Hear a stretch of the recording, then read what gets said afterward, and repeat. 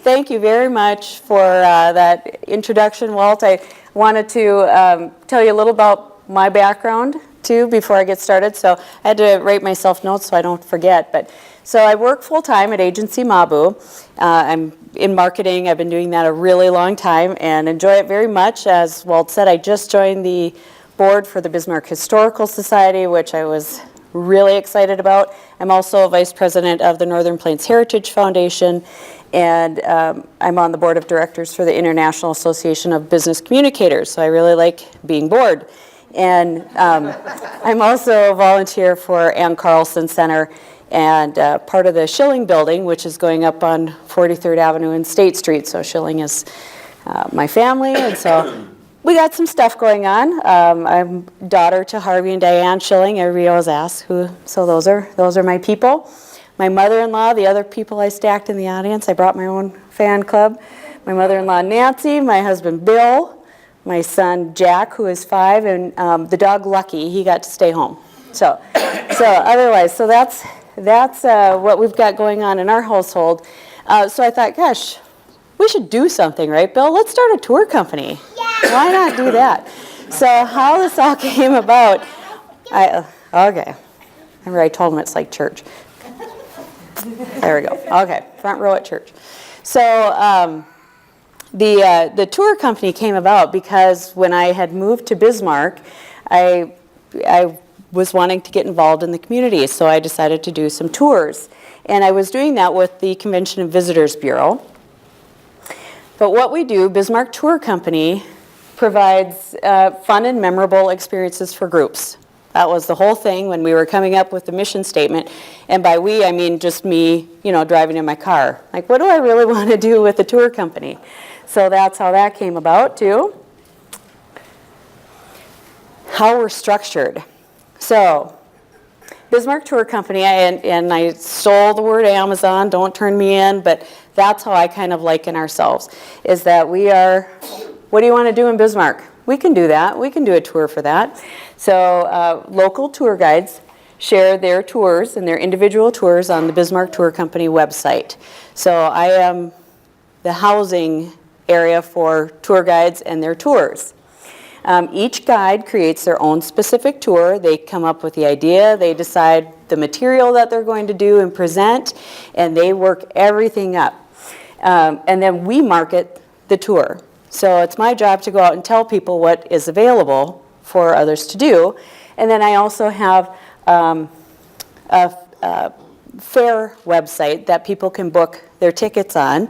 And then they do all the hard work, and then we sit back and collect the money. It's a good gig, right? That's kind of fun. So that's kind of how the tour company gets paid. We customize tours. We do all sorts of different things. If you need a bus, hey, I know people, we can get a bus. If you want to do something downtown, we can do that. Kind of whatever suits the needs of the group.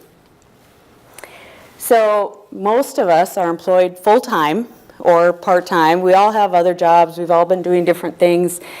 We do the tours because we love it. It's not incredibly lucrative yet, right? We're waiting for our $1 million tour, but we love doing it. It's really fun.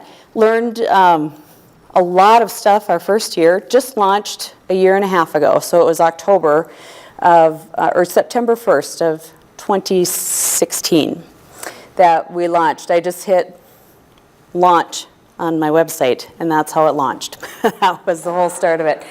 Our target market, so I'm a marketer by trade, so I thought I knew this market. I thought I knew who I was working with. And I mentioned earlier how it got started is I went to the Convention and Visitors Bureau when I got to Bismarck, and I said, hey, can I work with you guys giving city tours? And I'd heard of this. It's called a step-on guide. You step on to a bus, give them a tour, and whatever else. I thought it'd be a fun little volunteer thing. And it was Sherry Grossman, who is now the director.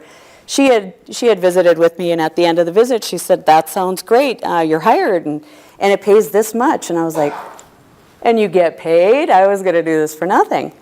So what a good deal. I never told her, and if anybody ever, I am keeping an eye on you people. So So don't tell I've been doing that since 1998. And the other tour guide in town was my dad, Harvey.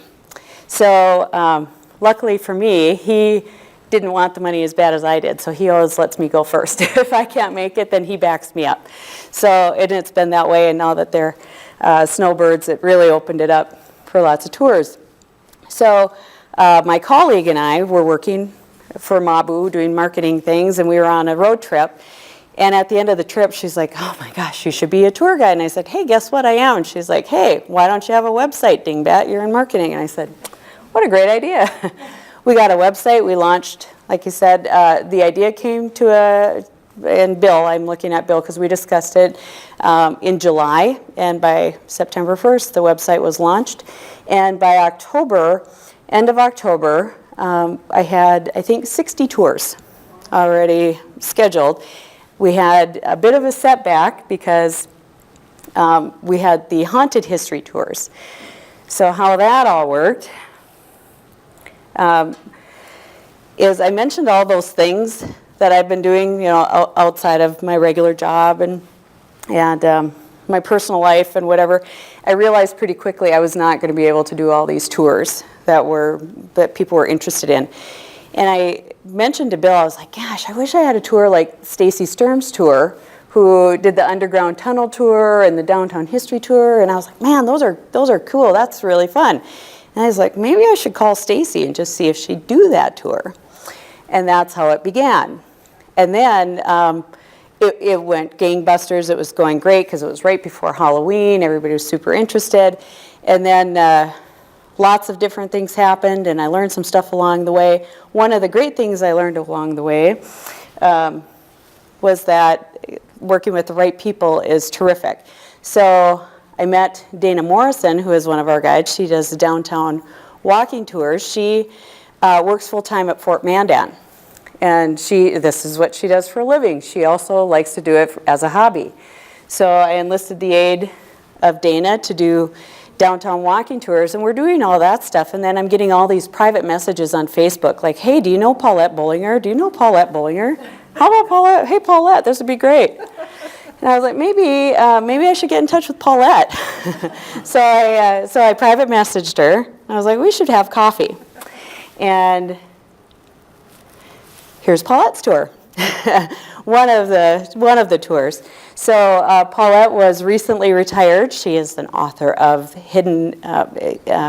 Nothing Hidden, the book, and I'm going to let her kind of tell you about how she became interested in St. Mary's Cemetery, but the person that was noted in the book is in that cemetery, so she had an interest in it. I talked to Marilyn Snyder. She's like, gosh, you should do a cemetery tour. It all sort of came together. The haunted history downtown tunnel thing closed down at just the time that Marilyn was giving us all sorts of great advice about the cemetery tour. And then here comes Paulette, who loves research, who loves all this stuff. Perfect storm. It worked out great. Also, Paulette leads a one-day tour down to Linton and Strasbourg, and it's a Germans from Russia tour. Guess how that came about with my last name Schilling, right? It was impossible for me not to do a Germans from Russia tour, and Paulette was willing to do that. So I can assure you that it takes hours and hours and hours and hours of research. I don't know. Yeah. Oh, okay. That was exciting for a second, wasn't it? That was not a ploy, just to wake everybody up for a second. But so it's a lot of fun, right? We got a bus to go down there. We've learned a few things along the way too. What are we going to do differently? Last summer was our first full summer doing things. So the one thing I was surprised about is our market. And originally I had thought, because of what I had been doing with the Step-On Guide, everybody was from out of town. These big bus groups would come through. So I just thought our market was going to be out-of-towners. I thought they were going to be people coming through, staying at the hotels, coming for conventions. And about 90% of our business has been local. So it's just been an incredible, it's a big surprise. So then I know a couple other good tour guides. It's my mom and dad, Harvey and Diane. And if you know my dad at all, you can imagine that that is some good homemade red eye. Yeah, Hochsei schnapps. Yeah. So that's how that worked. It was a really fun, interesting 2-day tour. Worked great. My parents did all the work on selling that again, and we just did all the booking part. But they went down to Wishick. It started with a phone call from the Wishick hotel guy. He said, hey, I heard you have a tour company. Could you bring some people down? I said, sure, put together a tour. Just like I did to Paulette. You want to be a guide? Okay, let's see. So anyway, they got together a tour of the Kuchen factory in Ashley, the Jewish cemetery down by Lair, that Lair area. They went to the Lair Tabernacle and had, which we can't ever do again because you can't serve Wishick sausage. I didn't know this until the meat inspector called me. Yeah, anyway, so we had Wishick sausage, though. We had beets and homemade bread and all the stuff, all the sauerkraut and whatever else. And then that night they went to the barn in Ashley, and there was a play put on by locals, and they served dinner, and just a great bit of fun. This is it, where he's holding up the shot glass. That's the barn. So it's literally a barn, and they served dinner, and it was a lot of fun. They're doing it again, and I think we will too. I hope so. And then, my dad plays accordion, so I think they had a little bit of fun with that too on the way. That's the luncheon that they served at the Tabernacle in Lair, if anybody was ever at the old Tabernacle. Anybody know about that one? It's camp. It's the camp outside of Lair. It's the Baptist camp out there. So beautiful facility, and it was a lot of fun. The people of Lair, it's a little tiny community, maybe 200 people now. The ladies got together and cooked lunch. So it's exciting. And then Native American tours. I'd known Dakota Goodhouse for a really long time. And through the Lewis and Clark Bicentennial, I worked for North Dakota Tourism for many years. And he and I connected, and he was one of the other very first phone calls I made to us, because I could listen to him for a long time myself. So he will do really any customized Native American discussion, whether it's Double Ditch or Chief Looking's Village or at the Heritage Center. If you have people just walking through the early People's Gallery with a guide that can give you some stories and background is fascinating. It's really interesting. It brings the whole thing to a completely different level. So he was wonderful. Well, all of this is happening, and my boss, who happens to belong to the Chippewa tribe, he said, gosh, I'd love to do something with Native tourism. I wish we had an outfit like that. And he said, would you help me with maybe getting a nonprofit started for Native tourism? I was, sure, this is great. Do you remember I came home that night, Bill? I'm like, I can't believe this is my job. Like, this is so cool. So it was wonderful. This was my marketing job and my tour job, and it was just wonderful. So, plus I love the idea of preserving the culture and the heritage. So, while Dakota is technically, I place him under now Native Ways, which launched maybe back in April. So he's with them, but I said anybody that would be interested in that tour will book through Native Ways. So now we're kind of a conduit for Native Ways tours too. It's working out just wonderfully and just great. So any way that we can get more people to visit in Bismarck and stay just a little bit longer and maybe spend a few more dollars in our community, even for locals, if more people understand the history. Isn't it fun when and so I told you I was going to call you out, right? Emily came on a tour, and her group, she brought a bachelorette party. It was so much fun. And they dressed as 20s, right? Flappers. It was fabulous. But wasn't it fun to just learn new things about where you're walking every day downtown? Yeah, so, and I enjoyed tours myself too. Tim Atkinson and Marjorie Atkinson gave us a tour. Bill and I, maybe a couple months ago now, And I learned more stuff. It's like, wow, I've been driving by a cathedral all this time. I didn't know that.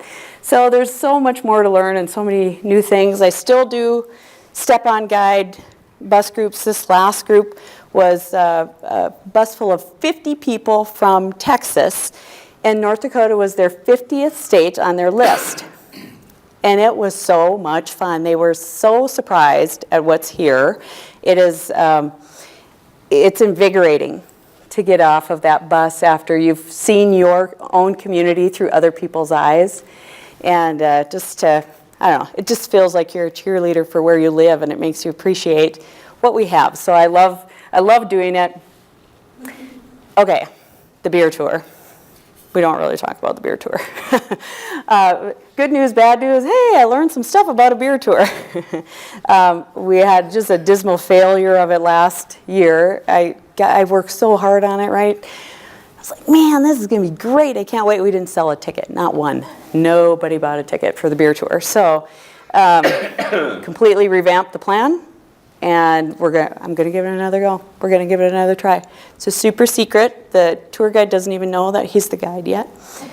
No, just kidding. He does. I don't know if his boss does, though, so I just didn't want to say it's out here. It's not Bill.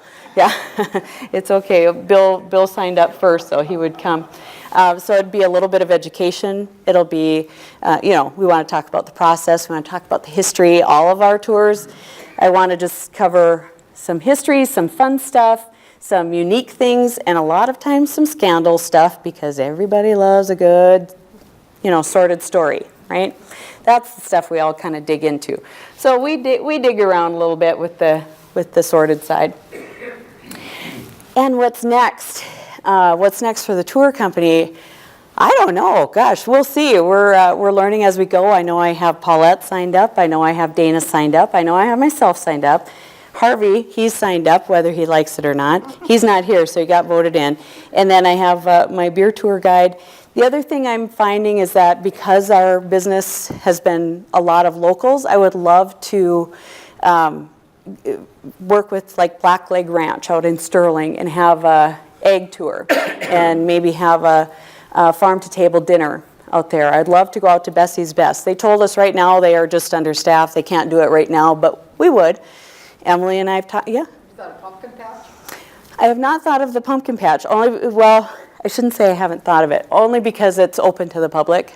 So I don't know if I could sell tickets or something. Yeah, I don't know. You can talk to Dave. Yeah. Oh, I love it out there. We're big fans, right? Emily and I had lunch because I was trying to strong arm her into doing a cathedral district tour. Wouldn't that be fun? Right? So working with different groups. I am very happy if anybody here has an idea. If you have a tour that you want to do, you got to do the research in the background. The reason that I asked that is because a prime example was when I got the dates mixed up and Paulette was going to be out of town. I said, I'll do your cemetery tour. Just give me the notes. I got this. It was horrible. It was the worst tour of my life. Out of my 20-some years doing this tour, it was awful because I was trying to put out somebody else's stuff. It doesn't work very well. So the tour guide has to do their own research. The reason that they are doing their research is because they like it and they love it and they'll remember it. It doesn't take any effort to talk about something you love. Clearly, here I am, right? And then before any of the tours go out, then we test run it. Nancy has been on my tour, right? We do the tours in advance. My family usually, and some friends I get together, so we kind of do a test run to make sure not everybody is cut out to be a tour guide, I am sorry to tell you. So a lot of people are super smart, and a lot of people know a lot of stuff, but they aren't necessarily meant to be in front of, whatever. It's just not for everybody, right? I won't be a math professor either. So that's how we're going. I would love to have, like I said, more tours, more folks. We know some of the formulas that we're working on. We know some things now, what works and what doesn't work. Love to get something at the Capitol, just the Capitol grounds. I know you can do tours in the Capitol, but I'd love to get something at the Capitol grounds. How the fee structure is working is we just do 50-50. So if she gets 2 people to show up, well, Just enough maybe to cover lunch, but for the two of us together. But sometimes we get lots more. We get 20 people, and like I said, it's for fun. We do it for the love of doing it. It's very enjoyable. So that's kind of where we're at next. I think we're just going to grow. We're going to keep going and keep doing great things. It's overwhelming to see the community support. We didn't buy a dime of media because the newspaper called, the TV stations called, the radio stations called. It just proved to me that people are super interested in their own community and that this was an opportunity. I can't believe it wasn't out there before, to be honest with you. So anyway, good news for us, I think, coming up.